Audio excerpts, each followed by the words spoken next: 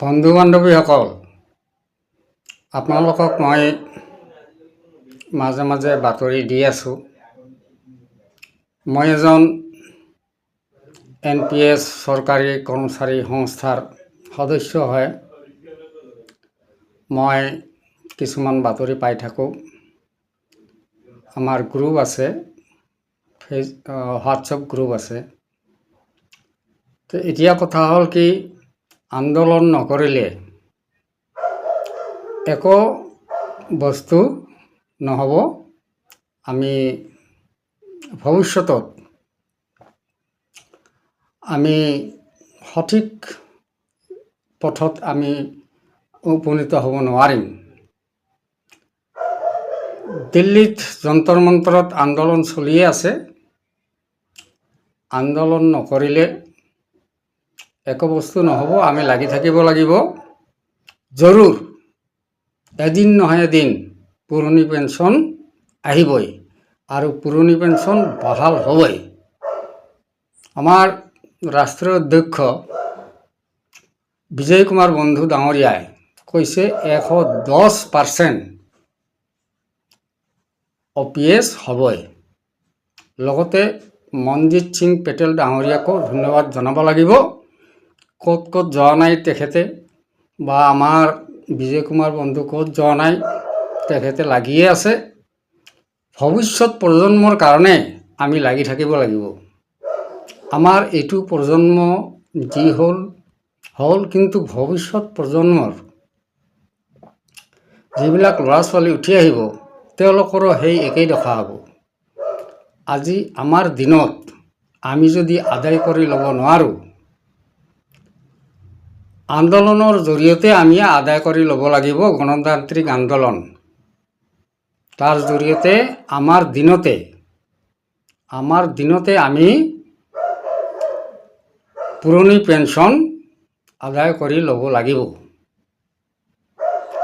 চৰকাৰে এটাৰ পাছত এটা দি আছে।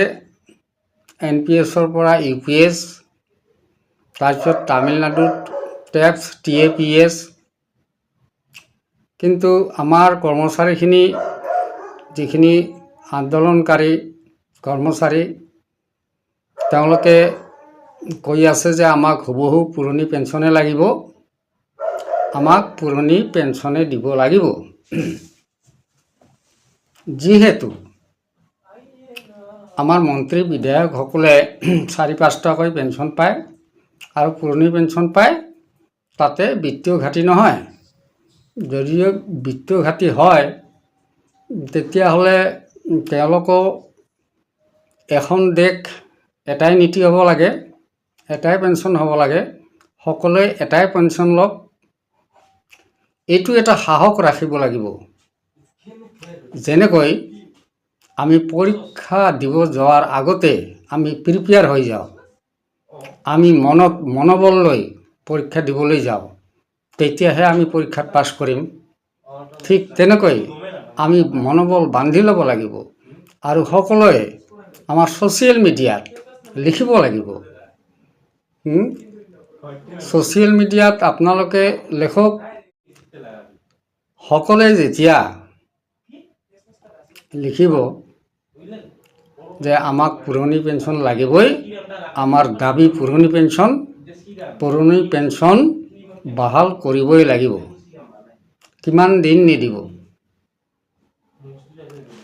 উদাহৰণ, কৃষক আন্দোলন কিছুদিন আগতে আপোনালোকে জানে দিল্লীত কিমান দিন পৰি আছিল মানুহ। পাঞ্জাৱৰ বহুত মানুহ ঘৰ বাৰী এৰি তেওঁলোকে পৰি আছিল দিল্লীত, ছাকচেছফুল হ'ল। ঠিক তেনেকৈ আমাৰ কৰ্মচাৰীখিনিও বিভিন্ন প্ৰান্তৰ পৰা আহি দিল্লীত লগ লাগি আন্দোলন চলাই আছে। আগতে ৰামলীলা ময়দানত কেইবাদিনো আন্দোলন হৈছে, এতিয়া যন্তৰ মন্তৰত হ'ল আৰু এতিয়াও চলি আছে। আন্দোলন চলি আছে। অসমতো মাজে মাজে আন্দোলন চলি আছে। আন্দোলন চলি থাকিব লাগিব। যেতিয়ালৈকে OPS নহ'ব, আন্দোলন চলি থাকিব লাগিব। আপোনালোকেও এটা প্ৰতিজ্ঞা লওক, দৃঢ় প্ৰতিজ্ঞা লওক, সকলোৱে লওক যে আমাৰ এদিনাখন পুৰণি পেঞ্চন হ'বই আৰু পুৰণি পেঞ্চন আমি আদায় কৰিবই লাগিব। যেনেকৈ নহওক কিয় আমি পুৰণি পেঞ্চন আদায় কৰিব লাগিব। সকলোৱে যেতিয়া একেমুখে ক'ব বা আন্দোলন কৰিব, চৰকাৰ মানিবলৈ বাধ্য হ'ব। তেতিয়া নিশ্চয় চৰকাৰ মানিবলৈ বাধ্য হ'ব। সকলোৱে সাহস ৰাখক মনত। কেৱল বহুতে হয়তো ক'ব যে ক'ত হ'ব, এই চৰকাৰখনে ক'ত দিব, এইটো কথা বহুতে ক'ব। কিন্তু নহয়, এইখন চৰকাৰ যদি আৰু আহে, আৰু যদি আহে, তেতিয়া কি কৰিব? এইখন চৰকাৰৰ দিনতেই আমি আন্দোলন কৰি আমি আদায় কৰি ল'ব লাগিব।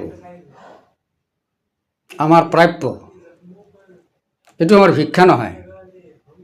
পুৰণি পেঞ্চন ভিক্ষা নহয়, এইটো আমাৰ প্ৰাপ্য। এইটো আমাৰ সুপ্ৰিম কোৰ্টেও কৈছে যে তেওঁলোকৰ এইটো ভিক্ষা খোজা নাই, এইটো প্ৰাপ্য হয়।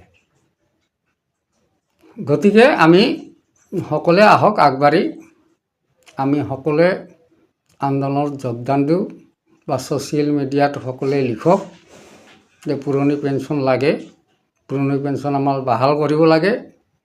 সকলোৱে যিবিলাক পষ্ট দিয়ে OPS বিষয়ে, সেইবিলাক সকলোৱে শ্বেয়াৰ কৰক। আৰু বহুতে পুৰণি পেঞ্চনৰ বিষয়ে বাতৰি দি আছে, সেইবিলাকো আপোনালোকে শ্বেয়াৰ কৰক। এনেকৈ আমাৰ এদিনাখন জয় হ'বই। আমি এদিনাখন পুৰণি পেঞ্চন পাম, এইবুলি দৃঢ় সংকল্প ল'ব লাগিব। দৃঢ় সংকল্প যে আমাৰ পুৰণি পেঞ্চন OPS হ'বই, এদিনাখন বাহাল হ'বই আৰু আমি আদায় কৰিমেই। এইটো সংকল্প ল'বই লাগিব। এই হ'ল কথা। আমি যিকেইদিন জীয়াই আছোঁ, এতিয়া আমিও সেইটো লাগি থাকিম। নমৰালৈকে সেইটো লাগি থাকিম যে পুৰণি পেঞ্চন হ'ব লাগিব। মই মৰি যোৱাৰ পিছত, ধৰি লওক মই মৰি যোৱালৈকে পেঞ্চন নহ'ল, তথাপিতো আন্দোলন চলি থাকিব। মই এজন মানুহ নহ'লেও আন্দোলন কিন্তু চলি থাকিব। আৰু এই আন্দোলনৰ জৰিয়তে এদিনাখন পুৰণি পেঞ্চন হ'ব। চাব আপোনালোকে। ধন্যবাদ।